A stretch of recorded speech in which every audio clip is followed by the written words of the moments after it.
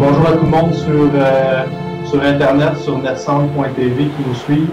Je suis très content, comme je le disais, d'être avec vous aujourd'hui pour vous présenter les spécificités d'un site Internet B2B. J'espère que ça va être capable de répondre à vos interrogations, puis de vous informer sur les éléments qui sont à tenir en compte dans l'intégration et la création d'un site web pour une entreprise qui vend à d'autres entreprises.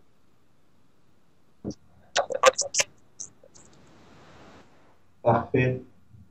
Donc, je suis très content d'être avec vous. Commençons tout de suite dans le vif du sujet. Donc, comme je le mentionnais précédemment, je vais commencer par me présenter personnellement. Mon nom est Alexandre Amélossieur. J'étudie ici à l'Université Sherbrooke en commerce électronique. On voit l'ensemble des éléments qui sont à tenir en compte en commerce électronique. Ma spécialité, ou plus précisément mon centre d'intérêt, est définitivement les médias sociaux.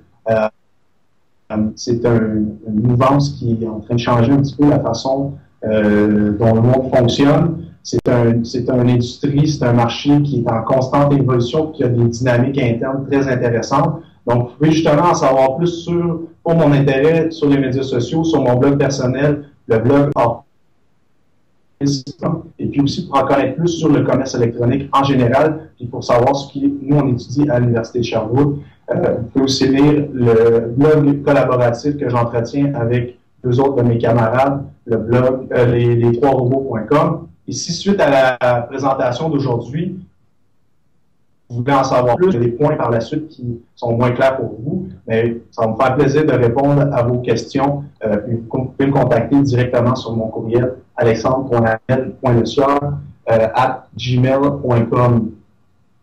Donc, la présentation d'aujourd'hui, de la façon dont elle va se dérouler, je vais vous présenter ça tout de suite. Donc, premièrement, je vais vous faire un bref historique de l'Internet en général et surtout dans les affaires. Je vais vous présenter justement ce nouveau web-là, quels sont les bénéfices qu'il est possible d'avoir si on l'intègre bien. Justement, et ensuite de ça, je vais vous présenter les moyens qui sont disponibles au niveau des entreprises, plus précisément au niveau du site web, pour aller chercher ces bénéfices-là. Finalement, je vais vous présenter les avantages stratégiques qui découlent d'une bonne intégration des sites web B2B à l'intérieur des stratégies d'entreprise. Puis finalement, je vais conclure présentation. Donc, commençons tout de suite par un bref historique de l'Internet et des affaires. Donc, comme vous le savez tous, l'Internet a commencé au cours des années 90 et a vraiment connu une croissance fulgurante à ce moment-là, et une croissance qu'on pourrait qualifier de démesurée.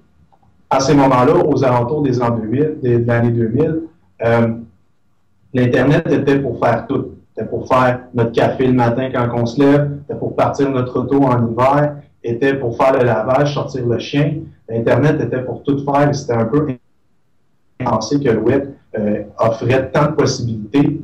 Il y a eu vraiment un hype incroyable qui a été créé autour de ça. Il y a beaucoup d'entreprises qui étaient générées, puis c'est ça qui a fait en sorte qu'il y a eu la crise technologique, la bulle technologique qui a éclaté en 2001.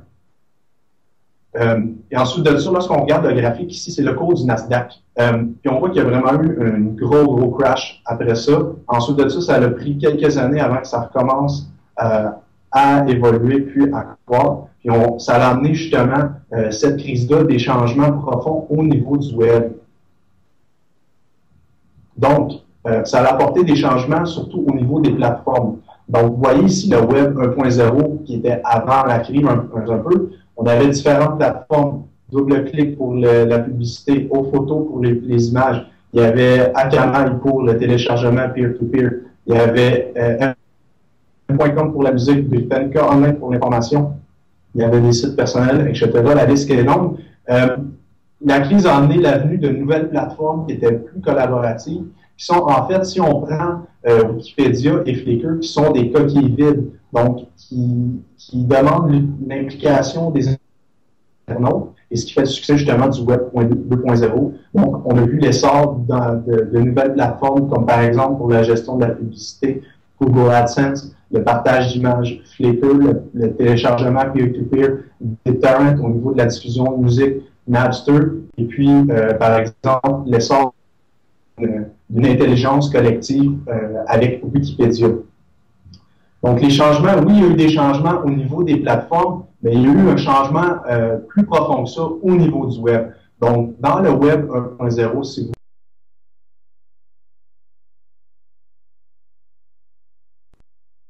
impersonnel, peu de personnalisation. Il y avait beaucoup de pages web, c'était de la lecture, il n'y avait pas de médias riches. Puis il y avait, surtout, on focusait sur on était féroce pour certains segments clés. Ensuite de ça, dans le web 2.0, ben, on est tombé dans un web plus collaboratif qui permettait aux internautes de créer du contenu, d'écrire du contenu et bien évidemment d'en lire. Donc ça a fait un web qui est plus dynamique. Ça fait aussi, avec l'essor des réseaux sociaux, ça fait un web qui est personnalisé. Donc, il sait qui vous êtes et qu'est-ce que vous voulez. Et puis aussi, ça fait un web qui est plus focusé sur le long terme. Donc, d'aller chercher des micro-segments, des sujets de niche, de focaliser là-dessus pour ensuite de ça aller chercher une masse plus grande. Donc, ici, j'ai deux petites vidéos qui parlent vraiment au niveau B2B. Le premier parle quels étaient les challenges au niveau du marketing B2B avant ce qu'ils sont maintenant. Vous allez voir qu'ils sont plutôt similaires. Puis ensuite de ça, c'est M. Robinson qui est chargé des affaires B2B en Angleterre pour Google, qui nous présente un peu la situation actuelle au niveau du web et du B2B. Donc, commençons tout de suite avec la première vidéo.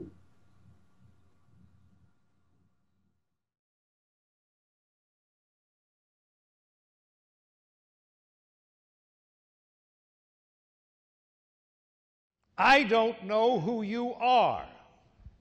I don't know your company. I don't know your company's product. I don't know what your company stands for. I don't know your company's customers. I don't know your company's record. I don't know your company's reputation. Now, what was it you wanted to sell me?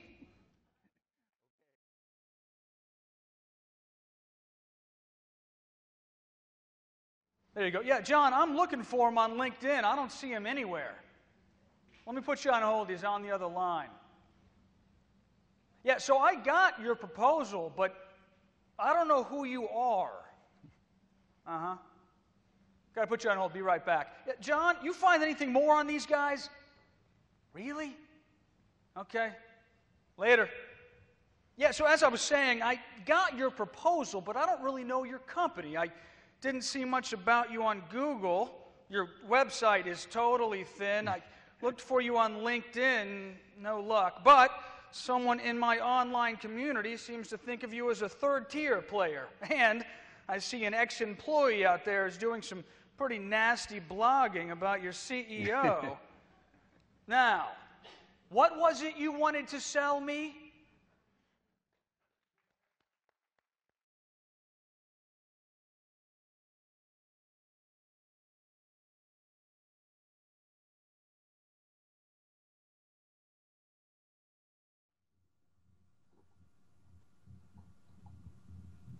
Donc, allons-y pour le deuxième. Un peu plus du marketing au niveau du B2B.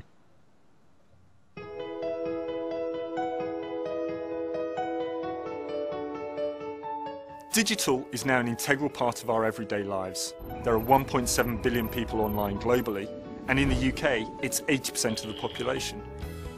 As consumers, we spend 30% of our leisure time on the internet.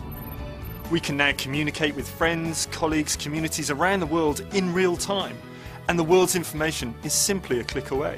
However, this is not just a consumer phenomenon. The very same pattern holds true for business. In fact, recent research shows that business purchasers spend 73% of their work-related media consumption time